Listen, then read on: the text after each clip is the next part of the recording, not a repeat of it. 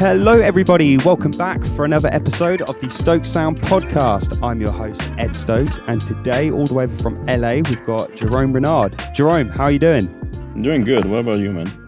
I'm doing good, thank you. Well, thank you so much for coming on. I listened to your work, listened to your mixes, and I wanted to get you on because I wanted to have a chat about kind of your process and your way of doing things. You don't have to give all your secrets out, but if you want to share some, you're more than welcome to.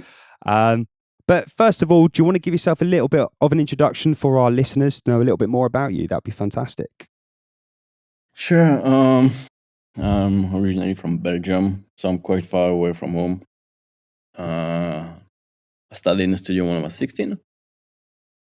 So can I have that classic old way of you learn in a studio while learning in school, working at the same time.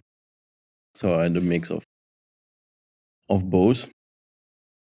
And from there, work from pretty much quite around most of Europe. Spent a year in London, spent a year in Paris, and then I toured for a few years across Europe. And then I ended up in LA. Weirdly, how's that going? It's different. It's widely different than the rest of Europe. I feel more at home here than anywhere else in Europe, which is weird. Yeah. But I don't know. The time here is really enjoyable compared to anywhere else in Europe. Fantastic. So what are like the major differences then do you find between kind of, you say you're originally from Belgium, so obviously you're in LA now, so like are there like, I'm sure there's probably like cultural differences and stuff like that, but is there any just differences that you find in your day to day that makes you want to stay in LA? I think it's mainly the culture diversity that's here compared to in Europe. We feel like that in Europe we're a bit close everywhere we are, It's that huge culture diversity. That's actually really nice and enjoyable. Pretty much fantastic. The main thing to stay here. Yeah. So, I mean, if you talk a little bit kind of about, obviously you're a mixing engineer. I've listened to your stuff and I love the work that you do. So it's incredible stuff and love the mixes and stuff. So what is kind of, if you want to start with kind of like your process, of when you kind of get a session in from producers or artists, are you in Pro Tools to begin with, or are you in Logic? Like, what's your in kind Pro of... Tools, yeah. Pro Tools, yeah, amazing. Most mixers are in Pro Tools these days, aren't they? They are. So what's kind of like your kind of process then for mix? I mean, you can go back from the start. Do you work out the producer's session, or do you have your own mixing template that you work from? All of that kind of stuff. So I start off from either the session I get, if I get a session, and most of it I do is pretty much opening it, making sure that there is no weird routing happening, no weird naming convention, anything that's out of the common. The main thing from there is just making sure that we have a tempo, because you can imagine how many sessions you get that don't have a tempo fix. As soon as you start adding delays, they're going to go crazy. Yeah, and then I make sure the markers are really dividing the songs. I have a specific way of naming markers and numbering markers, just so it's way faster for me to move around the session. So I always know that 12 is going to chorus 1, 21 is going to be verses 1, and stuff like that. So in Pro Tools, it's really fast from there to move around the session. So amazing, yeah. Really making sure that my way of naming markers and numbering markers are there first. From there, I just create a separate session where I import my templates and then import the files and the tracks. And then from there, it's pretty fast. I'm using SoundFlow. And then to just assign tracks, VCAs, and move tracks around the sessions. So do you have a mixing template that you have, or is that part of the template, if that makes sense? Do you have something you import in? It's mainly VCAs and effects. I don't mix through buses. Okay. So every track I get go to the master bus, and that's it. There is no drum buses, there is no bass buses, no synth buses, nothing. It's all straight to But the what's master. your reason for that? I think it's just a way for me that I discovered throughout the years. I mean, originally, I don't know if you work on an analog console, but back in the days, the first few years I worked in studio, we mixed on analog consoles. So everything was coming in, everything was going out. You had a few buses, but like 3, 4 in the end. So everything pretty much was going to the master. And throughout the years of developing my mixing, I use buses like way too much sometimes. Don't we all? Yeah. And until I met a few people that became mentors and stuff like that, it's one of the main thing I got from them was no buses, and weirdly I was against it. And one time I said, well, I'm just gonna try it, and my mix took 10-20% from there, just of improvement. Wow. Just no buses. Like, is that because you're processing less? I think it's because you're processing less, you're busing less, and you're not pushing yourself of working on buses. You're not pushing yourself, oh, I'm going to put all my drums in the bus, and then I'll make the sound of my drums on the bus. So in a way, you focus on the individual. You focus on the individual tracks and making sure that everything fits first. And then everything else that's, can add compression on the old drum by just using a parallel compressor. The good thing by using a parallel compressor instead of using a bus is I can adjust the amount of each element that I'm sending in my parallel compression. So, for example, then, if you, let's say, have an acoustic drum kit and you're doing parallel compression, would you then are you saying that you would put your parallel compression on your kicks, snares, all individually as an aux, and then you can feed that in to taste of each individual one? Is that? Yeah. And do you find that you end up kind of doing most things on the drum kit in parallel, or do you find you're just doing kick and snare because you're not doing it on a bus, if that makes sense? Because some people parallel on a bus, don't they? Instead, you're doing it individually. So the question is, in a way, I know it will depend, but usually speaking, how much of your drums would you say you're parallel in this instance? So usually I would have my own parallel for the kick, my own parallel for the snares, my own parallel for the toms.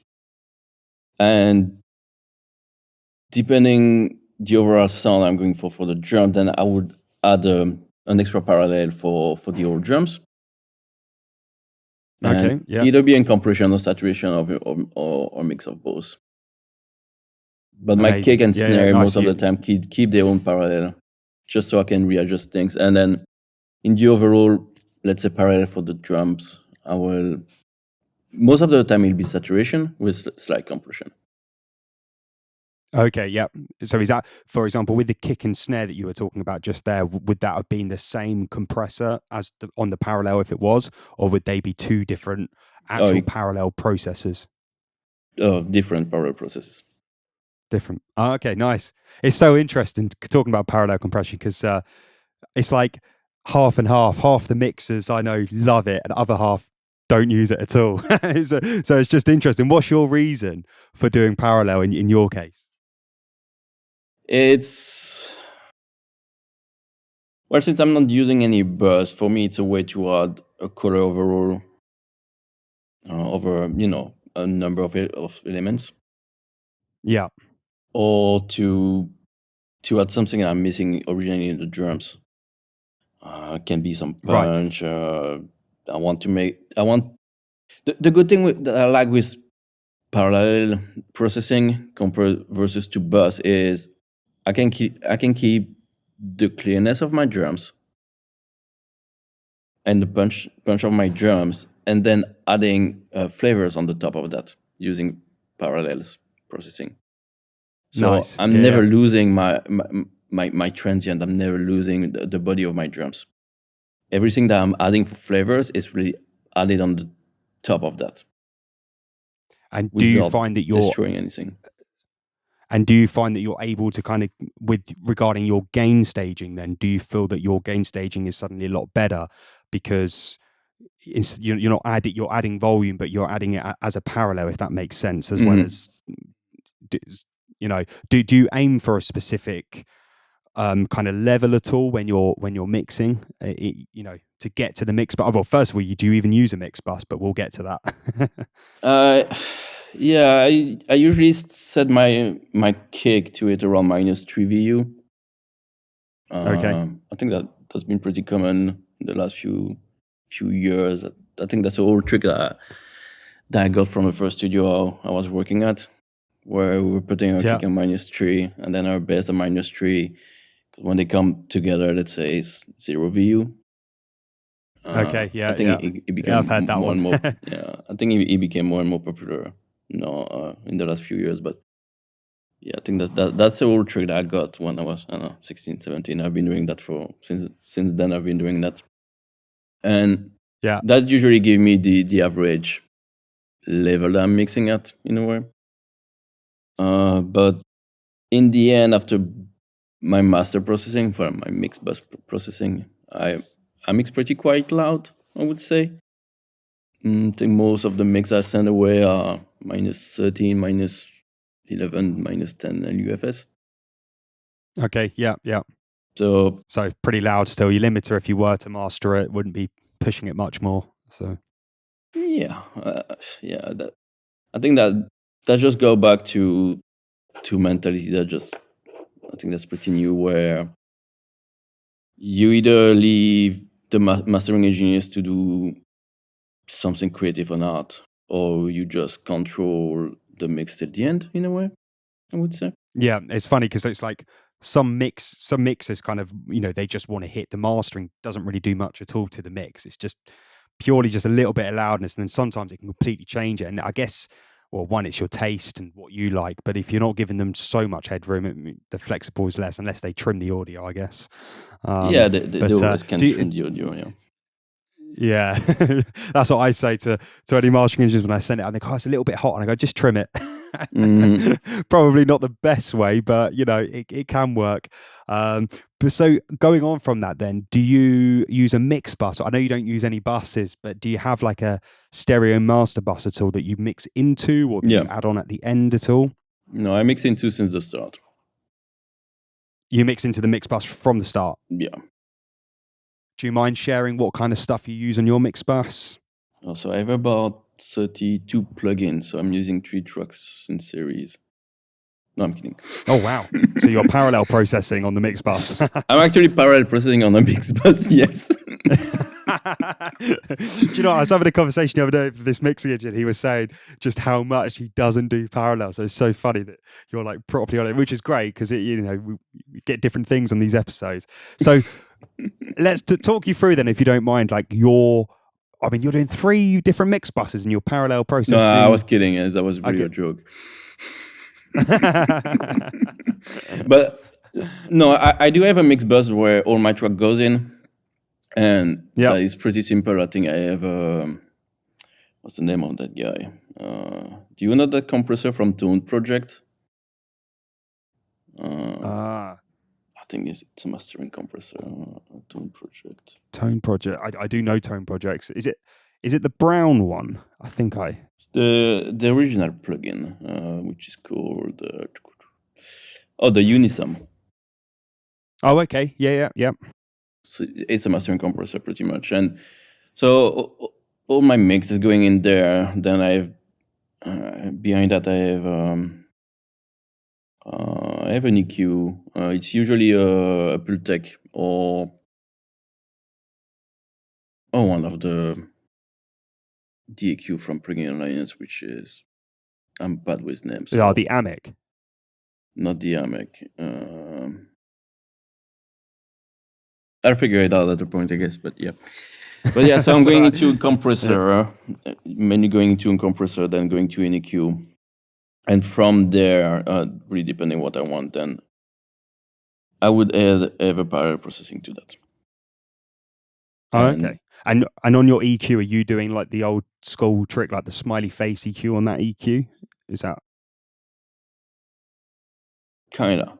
or yeah? Kinda.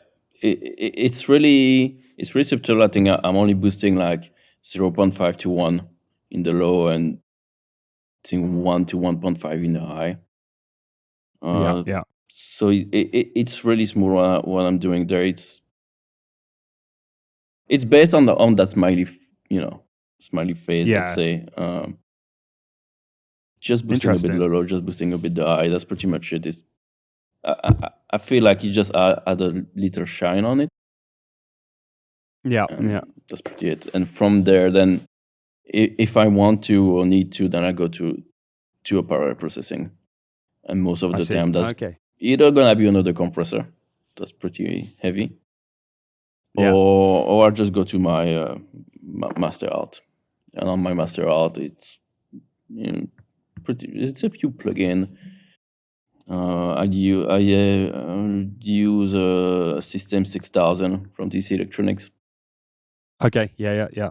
Which is a multi-band compressor that I have in parallel mode. Okay.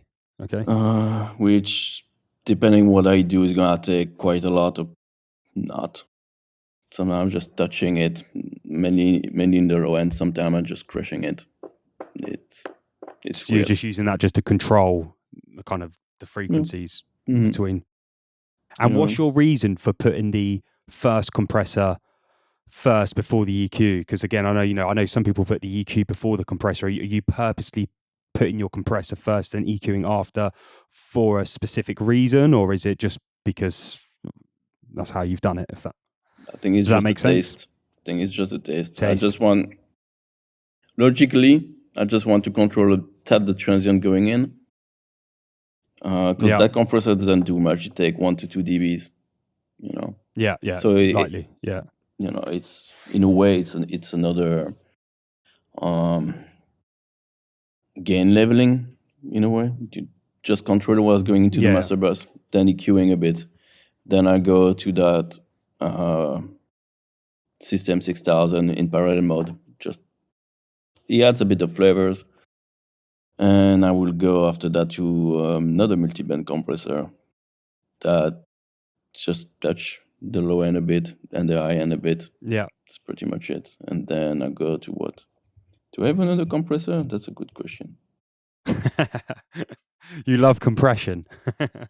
Well, I mainly compress on masters and on parallel. So if you open one of my session, most tracks I have an EQ and that's it. Yeah. Like that's really it. I put a channel strip here and there if I would want a bit of compression, but most track will have an EQ. So you don't really So you don't individual compress much at all. You're doing mainly most of it. No, especially for what I do. I mainly do poppy stuff, so tracks are already like flat, in a way. Of course, yeah. It's rather you get a synth that jump from like I don't know, that jump 6-9 dBs between parts. Yeah, especially if it's on like Serum or whatever they're using, VSTs. It's all flatlined anyway. I just find I literally just EQ them and that is it. I've been using the Waves Factory Spectre lately. You should check that out if you haven't used it yet. I haven't tried it yet. Awesome on Sims. Yeah, it's like a EQ saturation. It's interesting. It acts like an EQ, but yeah, you're saturating at the same time. So with your kind of the way you're set up then with your mixing, are you mainly all in the box? Are you all out? Are you mixture? What's kind of your setup? 100% in the box now. Yeah. I used to see that more and more. Yeah. I used to do hybrid and have most of my master chain out. Which was fun. And pain in the ass at the same time. When you revisions, when you have to go to another studio and you have to take like 12 unit of gear, it's like a pain. Yeah. It's really a pain. But revision, yeah, they were always boring, especially on compression and stuff like that, making sure that you get the right thing. The way I build my master chain is I still touch settings, but they were this set when I start the mix. And then so you're just mixing into it. Yeah, and I adjust throughout the mix, depending the gain and the gain going into it. Yeah. Yeah, I would say that's pretty much. Do you do kind of much isotope RXing on the stems that you get in, or do you kind of leave that to the producer? What's your process on that? I would do RX if I need to. Yeah.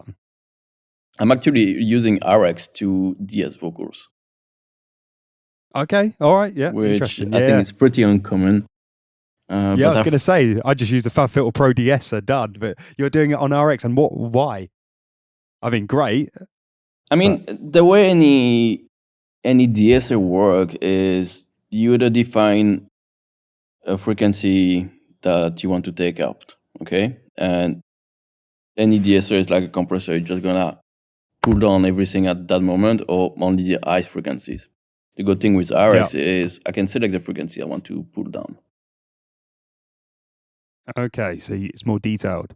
It's more detailed, and then it's more precise. It's you on some word you know, sometimes you just get a microphone that's a bit more of a hiss, and you can really go select, let's say, everything that's like 6 to 12K and take that whole frequency band down by 2-3 dBs. Amazing. Yeah. I was like, Joe, I never thought of doing it with RX. I might have to try that now. So do you do that within the session, or do you take that, or do you take the vocal stem out and do it? Well, Pro Tools allow you with RX Connect just to link it directly to RX. So you click and then you import it into RX. You do your stuff and then just re-import back to Pro Tools and commit it directly. Yeah, perfect. So yeah. The process in the end does not take much more time. I mean, yeah, I guess, yeah. It takes more time than putting a DS or a fab filter on, selecting your frequency and putting it on. Definitely take more time than that, but you can DS a full vocal in RX in, I would say, 10-15 minutes. Yeah. I mean, what you're doing is a lot more, I guess, in detail. It's as I say, slapping a DSer plugin on is going to do everything. Yeah. No, doesn't mean I'm not going to use a DSer. I'm sometimes going to use a plugin on it just to control the top in a way, but not as much. Yeah. Interesting. Yeah. So when someone sends you then a session and you go through the de-essing, like you say, and if you have to use the RX declicking and sorting stuff out, when it comes down to something like vocal tuning, I know you specialize in mixing a lot of pop, and one thing I've found actually doing this is I feel like vocal tuning is a whole different thing in itself. And I don't know whether you've had this issue, but when you get stems from producers or artists, vocal tuning seems to be a bit of a funny one because it's a little bit subjective as well. But do you find that you're having to do a lot of kind of vocal tuning on the things that you're mixing because it either hasn't been done correctly or it's just not enough for your taste? The truth, I'll send it back. Love that. Okay, send it back. Yeah, I mean, if there is something like small, I'll pull out Melodyne in Pro Tools, adjust it. But most of the time, if I feel like something is off and like off on the full track, I just send it back, send a text, say, hey, I think the tuning is off, or did you export it without tuning? The benefits of the doubt. Did you export without the tuning? Yeah, say it nicely to them, I guess. But do you find that did you get that quite a bit in your kind of work at all, or do you find that it's always pretty bang on when you get stems from people? No, it's pretty on it. Yeah. Sometimes there is a thing here and there, or sometimes I'm doing a revision with the producer. Say, oh, I'm gonna retune this, or I'm gonna send you new tracks. Updated the tunings, and then that's what's great Yeah. too with the technology now is it's so easy to flip a track. Yeah. There was a project where we just re-record the full lead vocals, and then we just put that back in Pro Tools, then adjust a few settings, and then you there. Back in the days with Tape, That's the great thing about that was a mess. That's the great thing though about digital, especially obviously all in the analog world. It'd take you hours to, spin in another chorus at the end. Now you just do it in less than 3 seconds on Pro Tools. Yeah. So, in your kind of workflow then, and yourself as a mixing engineer, what kind of does your day-to-day week kind of life look like? How many mixes are you doing a week? And how long do you take on a mix? All that kind of stuff. So, if we go from the beginning, I mean, how many mixes on average would you say you kind of do in a week?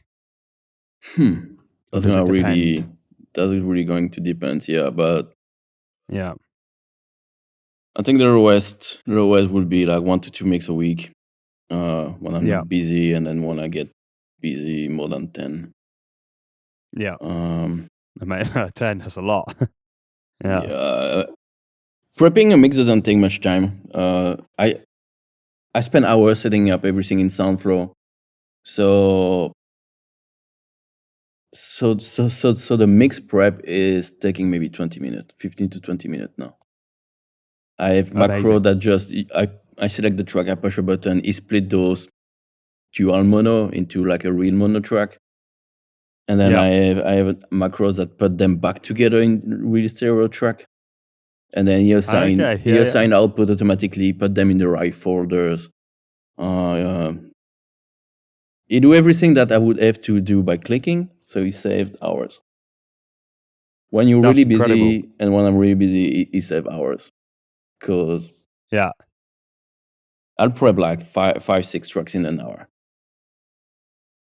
Wow. That's amazing. I mean, so in your mixing then, I mean, how long are you, obviously your mix prep has been sped up a lot by all of that. So how long on average do you find that you mix a song? Of course, that will depend on the song and how big it is, but on average, is there like an average time that you kind of spend, mixing a song? That's a weird one, because I feel like more and more I mix, faster I goes, but there's more and more time I want to spend on it. Yeah. But perfectionist. Lately I've been setting the mix in about less than 2 hours, I think, getting the mix to where I want to go, and then maybe a few couples of hours to really get it where I like it before I send it to the client. So let's say that most of the work is done in the first 2 hours. It's 3D queuing, making sure things fit together, and all the hours after that is automation, trying stuff out, trying weird effect here, listening. Yeah, it's our job is really about listening, and sometimes I found myself listening like 5 times to the song without touching it, just sitting there and listening, and okay, I listen like super low, super loud, mid level, and feeling it. I think it's a lot of listening and feeling things out, and then from there, just figuring out what's not working and what you can improve.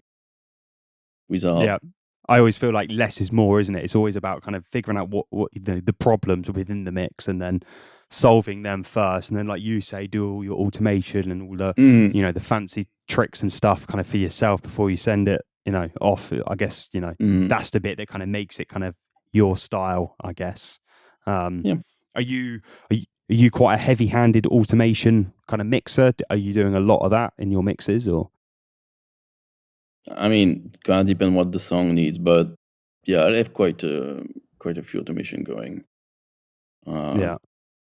I have a lot of delays automation, reverb automation. I have a few master automation. It's not uncommon that I would automate the threshold on my master. The compressive threshold. The compressor. Okay, yeah.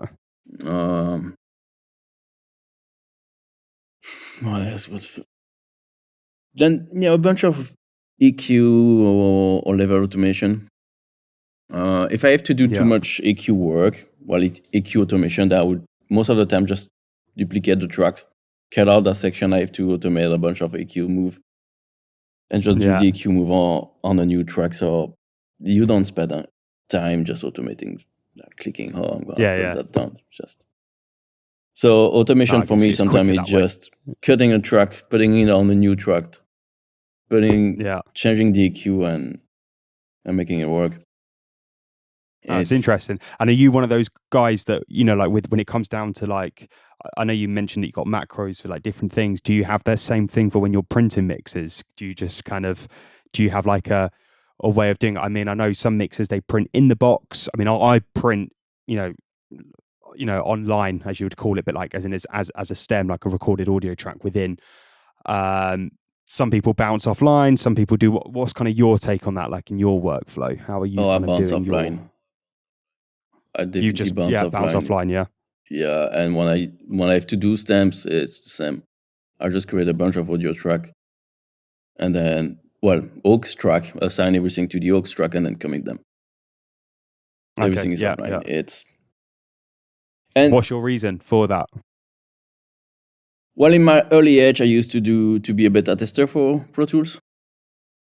Yeah. And when they announced offline bounce, because before that it was only online, we did testing between offline, online, printing on the audio track, and there is no difference. Okay. Zero. Nada. If you don't go through analog, outside the box, there is no freaking difference. You can invert the tracks, you will have perfect annulation. Use zeroing. Interesting. Perfectly. Oh, maybe I'll stop doing that then. Save time, because I have to listen to the song down every time.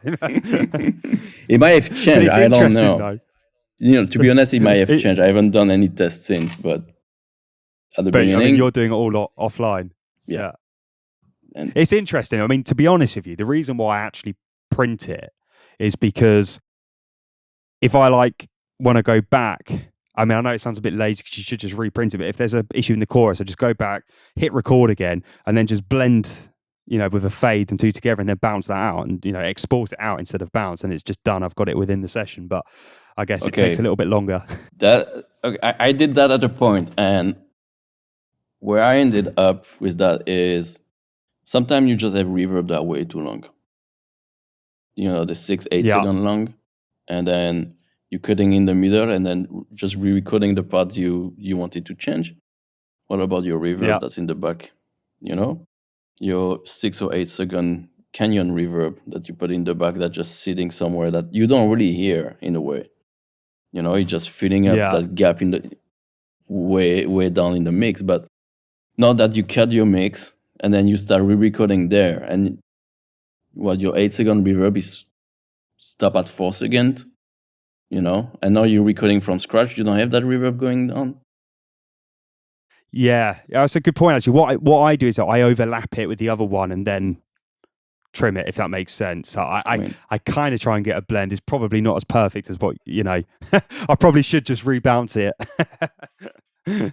But we all have a different method. That offline bounce is I don't know. I can bounce it, go walk for a few minutes, grab some water, come back, it's bounced. Yeah. You don't need to wait around. I don't wait around. It's especially when you're super busy and you do 10 songs a week, or you have a deadline in 2 days. Yeah. It's of course. Just want to get it all done. You get out. You come back. So, what's your kind of listening, your monitoring setup in your studio? Are you what kind of monitors are you using? Are you doing headphone mixing as well? Do you check between the two? What kind of stuff? I mix everything on the laptop of the MacBook. On the MacBook Pro laptop, yeah. No, I have I joke a lot. Sorry. No, I have a pair of Amphion and I have a pair of ATCs. Oh, Amphion, amazing. Okay, yeah, both great. I'm on Amphion 118s as well. I love them. What Amphions are you on? The 115. Okay, yeah. Nice. They really sound good, and it's a real complementary speakers with the ATC. And what are you using them? Or when are you switching to the ATCs, or what are you mainly mixing on the ATCs and vice versa, or? Yeah, it's going to depend. I would say I would mix more on ATCs than Amphion. Yeah. Sometimes I'm just doing Amphion, just I don't know, because they were the first one on in the morning. Different day, different monitor. Why not?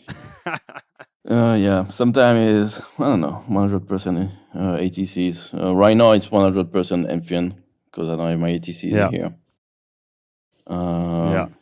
But when I have the ATC, it's like mainly ATCs and then Amphion as secondary. Yeah.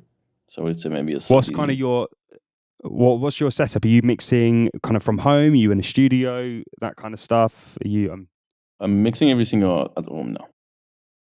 Yeah. It's the way forward. Yeah, I spent years in studios. When I moved to LA, I started mixing home, and then at a point I started looking for a studio. I said, well, you know what? Why not do like everyone and go to a studio? And that did not happen. It's expensive as well, trying to get a separate studio and everything. It's expensive, yeah, and it's crazy. And I just found another place where I moved, and then I have like way too much space for me here. So you built yourself one? Yeah, pretty much. I think a lot of people are doing that nowadays, though. Even in London, it's like it's great. The rental on like separate studios, it's like crazy prices, and it's like, you know, you can mix a record at home, no problem at all, with the right monitoring setup, the right skill set. You can. There's no difference unless you feel like there is. I mean, do you feel that there's a difference if you're mixing in a you know, a traditional studio over where you're mixing at your place, or I guess you're more comfortable where you are? I think being comfortable is more important first than knowing your room. And then we need to talk between the difference of working in old school studios or in newer version of studios. Because I guess, yeah. There is a big difference between new rooms, you know, new acoustics, rooms that have been made in the last 5-10 years, or rooms that have been made like 40 years ago. So I think more modern then. More modern, yeah. If I have to mix in a room that was made like 40 years ago, I would probably prefer mixing at home. Yeah. If I could work every day in a room that was made like a few years ago, then I would work a lot of time in one of those rooms. Yeah. Do you find most of your work is from home though? Is that majority of where you're mixing? Oh yeah, it's rather I go to the studio. Just because yeah. I have to get out, and then people don't like that. Start working at 7 a.m. Yeah. You know, you say a client, hey, can I come to a mixing session? Sure, I start at 7 a.m. They usually not happy about that. They won't come. They'll be there later. They'll be there later. So do you actually start mixing at 7 a.m.? Is that when you start or not? Yeah, that's early. You're an early person then. Straight from bed mixing. It's, I don't know. For me, it's one of the best way. You have your fresh air in the morning. The first maybe 10-15 minutes are a bit like, you know. Yeah. But then you hear the good music and you're there. Yeah, you hear the music, and I don't know. I think it's a question of mood. You know, when you wake up, you're not in a bad mood. You're not in a good mood. So you're not directly influencing the song. You know, if you, let's say you're really angry today, and then you're gonna mix a song, it's gonna turn up totally different than if you're super happy or just in a regular mood. Of course, mixing's all about feel. Yeah. People forget that. Yeah. And I feel like when you're in that spot of like, I'm not mad, I'm not happy, or like I'm not over happy, and I want to share it to everyone, it's the way you feel and you feel things. It's widely different. You like, let's say, a bit like a sponge. You absorb things and you feel things differently. I think you're a bit more aware too in the morning. That after having like a full day and then being like, oh, I need to mix now. I don't It's know. interesting you say that because it's you different. can mix in the evening, but yeah, you could be so much more. But you could get 2 mixes done by lunchtime, or you could start at 2:00 and only get 1 mix done by bedtime. So sometimes it's I guess different people have different kind of ways of doing it. Yeah. But yeah, I mean it's interesting about all of that kind of stuff about the actual mental part of mixing, because as I say, I think a lot of people forget that. They think it's about the plugins or about the tools, but if you actually break it down and kind of what actually is mixing, it's kind of a process of vibe and feel. So when it comes down to mixing and getting work and finding work and working with different artists and different producers, one question that I seem to get a lot from people, and a lot of people also listening from the podcast as well, kind of is the question is kind of social media and getting work. And how have you found, I guess, your career so far? Obviously you're very busy, you're an established mixer. Has that been quite a, I don't want to say easy transition, but how have you found kind of going, I guess, from not having many mixes to being super busy, and kind of, has there been a particular process via using social media to get work or assisting people? Has there been in your career, has there been anything, any advice that you could give the listeners that are wanting to get more kind of mix work, I guess? But feel free. You don't have to give everything away. But if you want to. It's different because I kind of rebuilt it 3 times. I built it once I went to London, once I went to Paris, and then once I went to LA, and each time I approached things differently. Okay.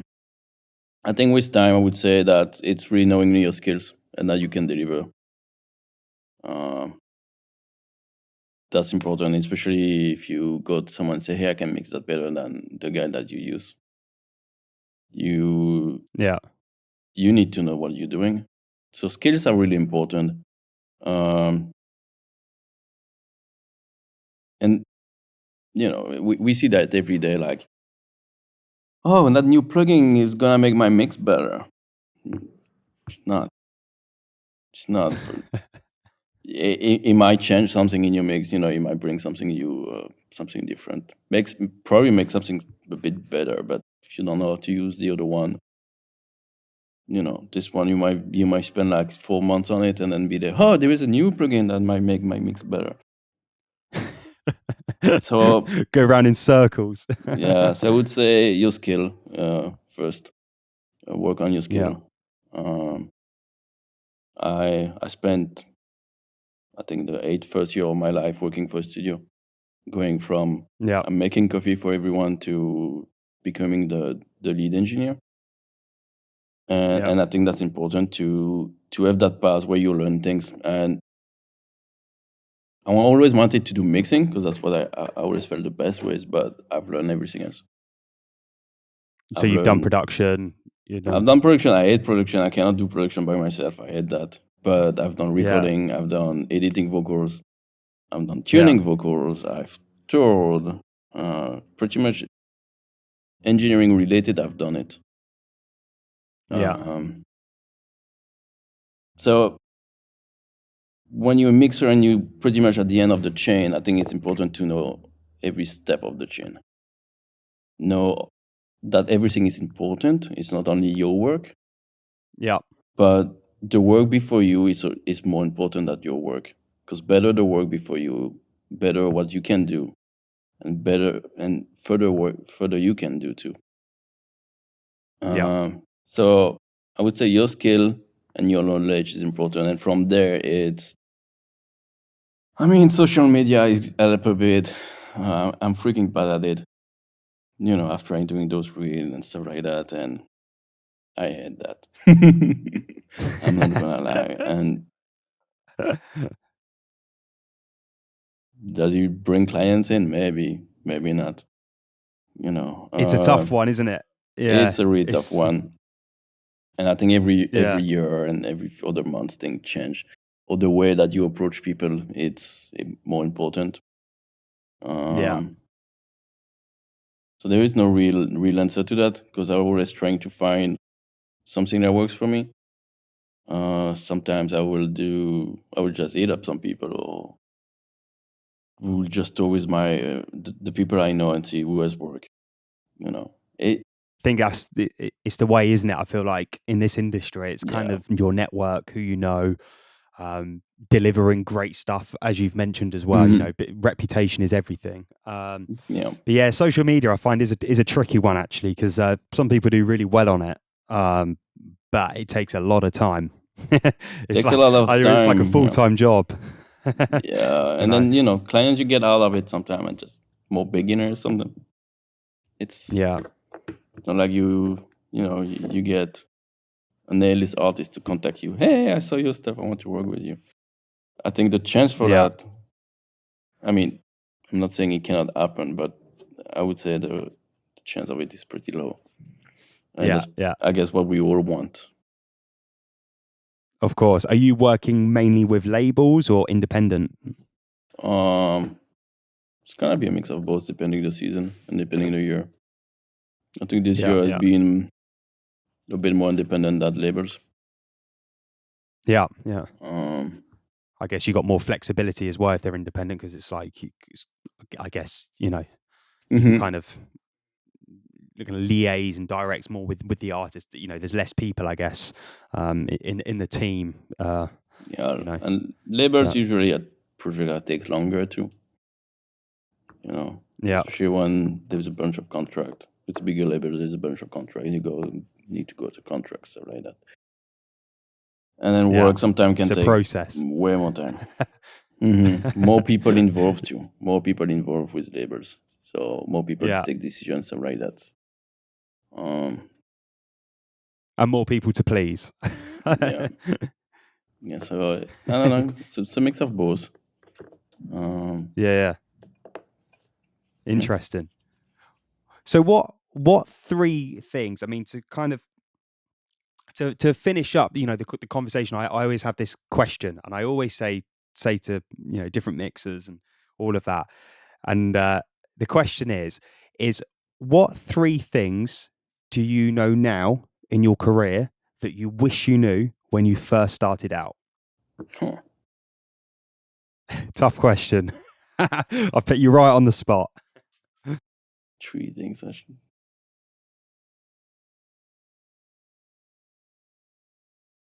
Take your time, no rush. I would say don't mess up first. Take the time that you need to not mix up and not rush on things.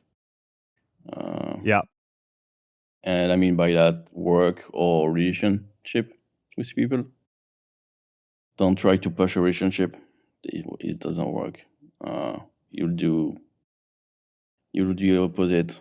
I would say yes to any opportunities, especially when you're young. I did not say yes on everything, and I should have. Live and you learn, I guess. And knowledge and skill as a third one. Just take the time to learn things. Don't rush into anything. I've met people that are mixing for 6 months and they don't know anything. They don't take the time to learn things. Work in a studio, intern in a studio, intern with someone that have been working, or whatever, and learn things. Take the time to really learn things. Like it might be slower for you at the beginning, but you'll come out better out of it, I would say. I think that's the thing, isn't it? It's just being the best you can be at what you do. I mean, as yourself, then as a mixer, are you watching things like Mix with the Masters, Pure Mix? Are you on all of them? Kind of watching other mixers as well, seeing what they do in their process. I used to, but not anymore. No. No, it's more of refining what I know, and yeah. I watch something here and there, but it's not like every day I'm watching something like, oh, how did that guy did that? Oh, how did that guy did that? Yeah. I think we have a phase that we go through that's like that, and no, I think it's more about refining what I know, because there's so many ways. Yourself. Yeah, trusting yourself it's important, but there's so many ways to arrive to a result, a specific result. You might do your way, I might do it my way, and someone might do another way. And I found out that just copying how people do things doesn't do good to you. Yeah. Getting inspired is interesting. Seeing, oh, that person works like that. What's good about it? What can I use, or what can I take from that person that will make my work easy, or faster, or easier, or better? Yeah. No, I mean, it is interesting because, like, I do think that, I could have the same set of plugins. You could have the same set of plugins. We could both mix the track in the same order of each plugin, let's say, but it would still sound different. Mm-hmm. So, like I say, it's interesting, actually, kind of, I think for any of the listeners listening to this episode, take from the great people and how they've done it, but then adapt it for yourself. Mm-hmm. And I guess that's what you're saying and what you're doing. So yeah, it's a great way to do it. But Jerome, if any of the listeners want you to mix their track, where's the best place for them to contact you? Instagram or website? Feel free to give all your social media and. I think the easiest way is either through Instagram or to my website. So my Instagram is going to be jeromerenard.mixing, and my website is going to be jeromerenard.com. I would say that's the two easiest way to get a hold on me. Fantastic. Well, Jerome, thank you so much for coming on to this podcast and on the episode. It was a real pleasure to have you on, and thank you so much. Thanks for having me, man. Appreciate it.